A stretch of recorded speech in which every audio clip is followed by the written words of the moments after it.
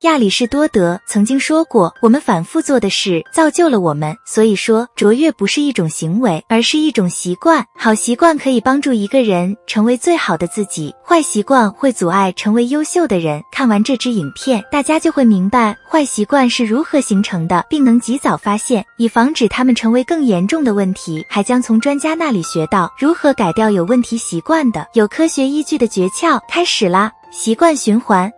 认识到一个习惯有问题的第一步是问自己，我是怎么养成这个习惯的？根据今日心理学的说法，习惯由3个要素组成：诱因、行为和奖励。诱因促使一个人养成习惯，行为是习惯本身，奖励是习惯如何让人感觉更好。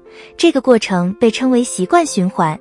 比如说，有人有个有点过于频繁网购的坏习惯，有时甚至买到超出自己的经济承受能力。经过一番反思，可能会意识到，只有在无聊和孤独的时候才会有放纵购物的欲望，因为每次买新东西的时候会感到兴奋，暂时缓解了孤独感，并获得一时的满足感。在这种情况下，感到孤独和无聊是诱因，网购是行为，情感上的解脱和兴奋感是奖励。如果一个人陷入了诱因、行为和奖励的负面循环，这可能是坏习惯正在成为一个问题的迹象。好消息是，一旦识别了习惯循环中的每个要素，就能打破这个循环，戒掉坏习惯。根据健康在线的说法，其中一种方法是写下促使自己产生这种习惯的线索或诱因，是什么触发了自己的坏习惯。一旦知道了自己的线索是什么，就可以采取措施改变环境，让习惯变得不那么诱人。比如说，想象一下自己有熬夜的习惯，在这种情况下，可以留意让自己熬夜的诱因，注意到倾向于在睡前给朋友打电话，并且和他们聊得比应该花的时间更长。为了消除这个诱因，可以在睡前1个小时关掉手机，并告诉朋友想更早给他们打电话，另外约一个通话时间，并且消除了手机这个诱因，还会减少熬夜和他们聊天的诱惑。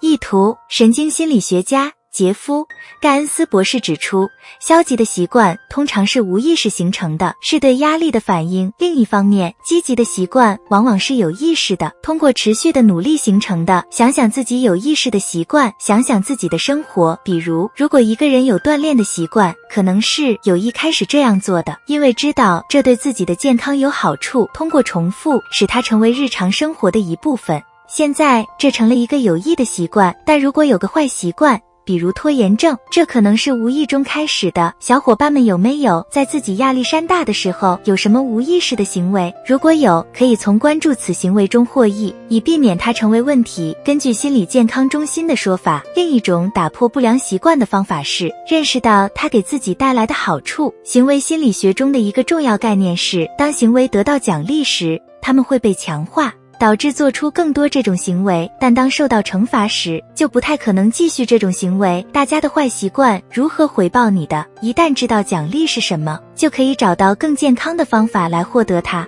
先天与后天。我们的习惯和自己的父母相似。在巴塞的一次采访中，精神病医生布莱恩·布鲁诺说，坏习惯通常是从父母那里学来的。当我们看到照顾我们的人在成长过程中为人处事时，我们自己也学会了这些行为，因此我们会模仿坏习惯，暂时缓解压力或痛苦，但从长远来看是无效的。布鲁诺医生还指出，坏习惯实际上是可以遗传的。一个人的习惯是先天和后天共同作用的结果。如果你的父母中有1个或2个对你有负面影响的习惯，那么这可能是一个表明你正在追随他们的脚步的迹象。现在很早就意识到这一点，这可能会成为一个问题。那么能做些什么来防止这种情况恶化呢？伯克利健康研究所的特里斯坦·米歇尔·威廉姆斯博士建议用一个更积极的习惯来取代自己的坏习惯，戒掉一个坏习惯而不去替换它，不是一种有效的方法，因为很可能导致旧病复发。但是终结这个习惯，然后用更好的习惯来代替它，可以有助于彻底改掉它。比如想改掉坏习惯时，离开眼下的环境，出去走走，缓解一下压力，给自己充电，继续这样做，改变习惯。随着时间的推移，就会用更健康的行为取代旧行为。如果大家看完这支影片，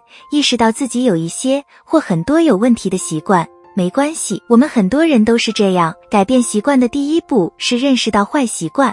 大家曾经改掉过坏习惯吗？欢迎在下面评论区分享经历。如果有兴趣了解更多关于如何改善自己的心理健康，订阅并点赞啊！感谢收看，下支影片不见不散。